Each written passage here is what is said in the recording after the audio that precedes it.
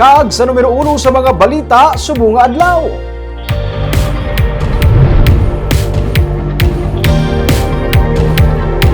Anong ka mga pulis ginpadismis sa serbisyo bangod sang pagplanted sa mga ebidensya sa pag-aresto sadto sa Vice Mayor sa Moises Padilla kag siya mister sa checkpoint.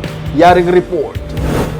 Sa desisyon nga ginpagwa sa National Police Commission nga ginpirmahan ni Department of the Interior and Local Government Secretary Eduardo Anyo, ginmapanaugan sang penalty nga dismissal from service sa Police Captain Alan Relo, Police Master Sergeant Ricardo Dingkong Jr., Police Corporal Dobel Perante, Police Corporal Felix Pisales Jr., Patrolman Michael Mundido, kag Patrolman Daryl Dormido para sa mga administrative cases nga grave misconduct kag grave irregularities in the performance of duty.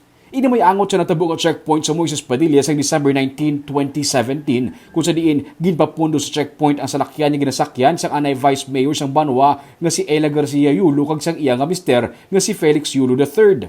Sa bersyon sang tagreklamo, ginpapundo sila sa checkpoint kag ginplantedan sang shabu, mga granada kag pusil sang mga pulis. Ang pusil nga isa kuno nga nakuha sa ila sa lakyan, lisensyado kag yara sa box na tago. Sa bersyon naman sa mga pulis, pagpapondo sa checkpoint, may nakita ang hepe sang pulis nga si Captain Relo nga pusil sa paas ang banas ng vice alkalde. Gani ginpapondo sila, kag hinalit na lang nagsinggitan ang vice alkalde, kag gintikwang si Relo. Na-recover kuno nila ang iban pa nga mga ebidensya nga isa pagig kapusil, mga granada kag shabu sa salakyan sang mag-asawa. Pero sa desisyon sa Napolcom, ginpatihan sini ang nangin pahayag sa mga tagreklamo.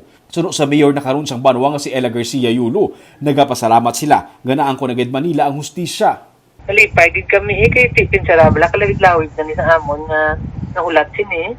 At finally, na kuan gid, natagaan man hostisya ang amon na priso kami tungod sini mo. So, at least na kita kag klaro nga illegal ang ilang ginobra. Pinunto gid ilang ginobra. Magluwas sa administrative cases, may pending pa nga criminal cases nga gipasaka ang kampus ang anay vice alkalde batok sa mga pulis sa korte.